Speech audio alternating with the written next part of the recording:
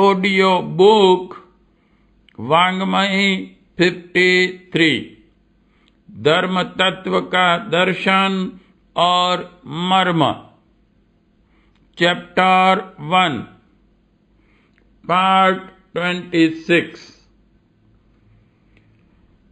धर्म क्यों उपयोगी और आवश्यक हैं। यह ठीक है कि धर्म की दुहाई देते हुए कितने ही लोग पूरी तरह या आंशिक रूप से अधर्म का आचरण करते देखे जाते हैं, पर इतने से ही धर्म की उपयोगिता या आवश्यकता समाप्त नहीं हो जाती। सोचा यह जाना चाहिए कि धर्म धारणा का दबाव रहते भी जब उसकी मर्यादाओं का उल्लंघन करने से नहीं चूकते, तो जब उस अनुशासन की पूरी तरह समाप्ति हो जाएगी तब स्थिति कितनी भयंकर होगी। यह भी ठीक है कि धर्मों की मान्यता रखने वालों ने इसी आधार पर एक दूसरे के लिए सिर काटे हैं और अपने को सही तथा दूसरों को गलत बताने में दुराग्रह का काम लिया है। इतने पर भी यह नहीं कहना चाहिए कि मनुष्यों में पाई जाने वाली दुष्प्रवृत्तियां धर्म के अनुबंध हटाते ही समाप्त हो जाएगी और फिर लड़ने झगड़ने का कोई कारण शेष न रहेगा। कुत्ते आपस में क्यों लड़ते हैं? बड़ी मछली छोटी को क्यों निगल जाती है? हिंस्र पशु आए दिन दुर्बलों पर क्यों आक्रमण करते हैं?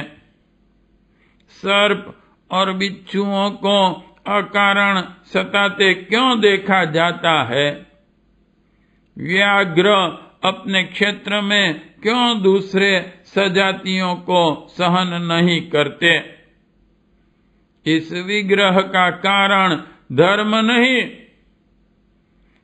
वरन स्वार्थ और अहंकार है। लड़ता और लड़ाता वही है। यदि धर्म का आवरण हटा दिया जाए तो भी यह आक्रामक प्रवृत्ति बनी ही रहेगी और इस कारण न सही अन्य किसी आधार पर अपनी अहंता की पूर्ति के लिए आक्रामक ही बनी रहेगी। स्वार्थ ही कलह को जन्म देते हैं। उन्हीं के टकराव से रक्तपात होते हैं। इसके लिए धर्म क्षेत्र की अहंता भी एक कारण हो सकती है, पर यह नहीं माना जाना चाहिए कि विद्वेष और रक्तपात की जड़ धर्म धारणा में सन्निहित है। यदि ऐसा होता तो एक ही धर्म वाले आपस में न लड़ते।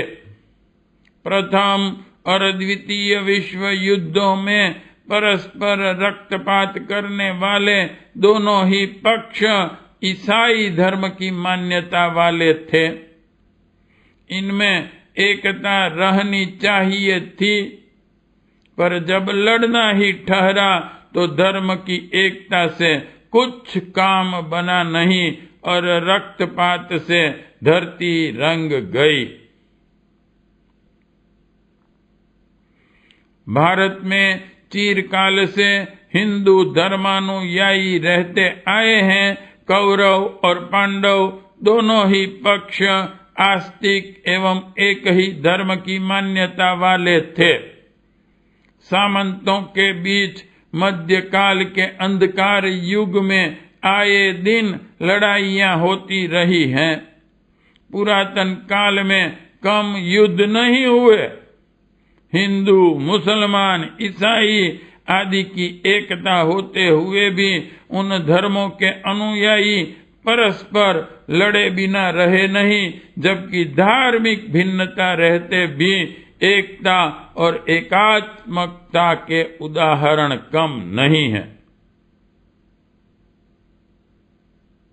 धर्म का वास्तविक उद्देश्य नीति, धर्म, सदाचार और उदार व्यवहार के लिए मनुष्य को प्रशिक्षित करना है। इस दृष्टि से उन सभी के बीच मौलिक एकता विद्यमान है। प्रथा प्रचलन को धर्म का प्राण नहीं, आच्छादन, आवरण माना गया है।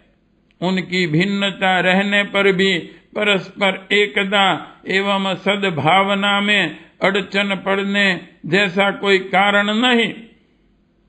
जब अलग अलग प्रकार के भोजन, वस्त्र एवं विनोद उपक्रमों में अलग पसंदगी होने पर भी बिना टकराए मिलजुल कर निर्वाह कर सकते हैं, तो कोई कारण नहीं कि धर्मों की भिन्नता में टकराए बिना काम न चल सके।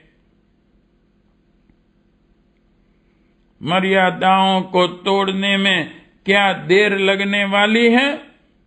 उच्छृंखलता की गणना पशु प्रवृत्तियों में होती है, उसे शालीनता के अनुबंध पालने में अनख लगता है। स्वेच्छाचार सभी कृमि कीटक बरतते हैं। नीति और सदाचार के बंधन पालने के लिए व्यवहारगत सभ्यता और चरित्रगत सुसंस्कारिता का अनुशासन चिरकाल के प्रयत्नों से ही बन पड़ता है। सभ्यता और सुसंस्कारिता का समन्वय ही धर्म है।